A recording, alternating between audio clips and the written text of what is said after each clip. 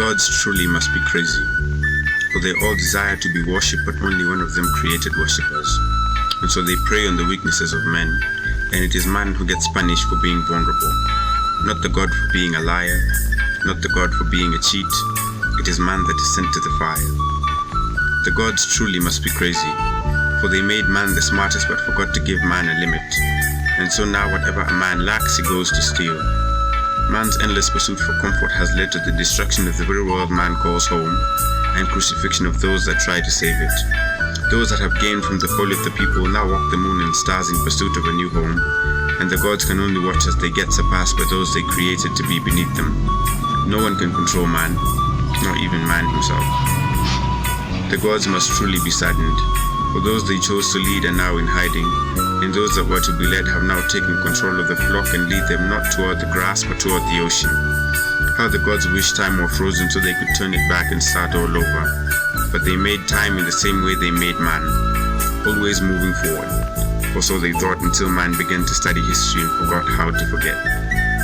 The gods created a beast to keep man grounded, a beast that eats the inhabitants of the earth without any selection or favoritism, so much so that man came up with a phrase for it: the path is the same for all, death is the end.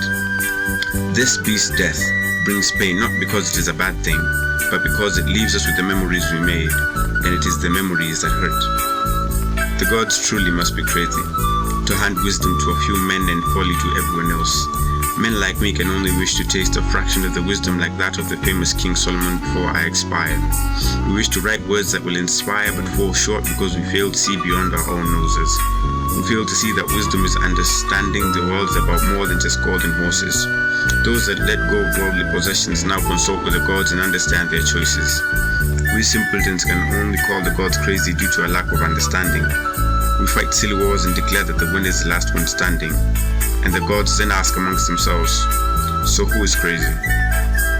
The gods truly must be crazy to think that anyone would ever love me. Ignorant, self-absorbed and selfish, they sent me a lover but she left me, claiming I was still a child that needed a spanking rather than a lover's embrace. I took those words with grace. Perhaps I was starting to grow. Perhaps the man in me was finally starting to show. But she wouldn't stick around. She just didn't want to know.